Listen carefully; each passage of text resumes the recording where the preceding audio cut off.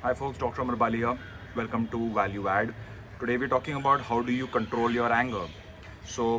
This is one thing that I have had a lot of practice with, but at the same time, of course, it's always a challenge at any stage of life.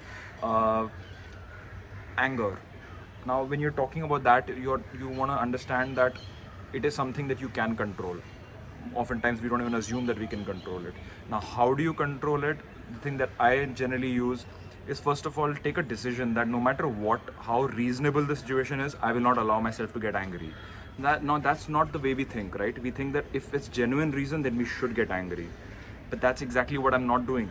I have not given myself the permission to get angry no matter what the situation is. That does not mean I will not act on the situation. That does not mean I will not take action towards solving a certain problem.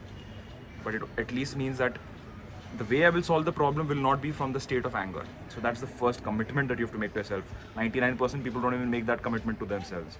Now that you've made this commitment, you just basically observe internally, like, okay, imagine the normal level of anger, or the acceptable level, which is, you keep that certain amount of just being that piece is somewhere, a graph is somewhere here, and right now where are you? Is your graph is adjacent to it, so is your bar graph all the way here, or is it below it?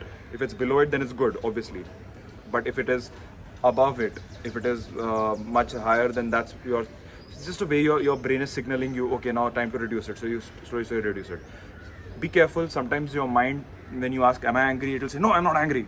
So be careful, be watchful even for that, because it will probably try and just tell you it's not angry, but it actually is very angry in that moment. So just have that additional observation too. And if it is, just watch it, slowly bring it down, slowly bring it down, slowly bring it down until it's reached below that required graph.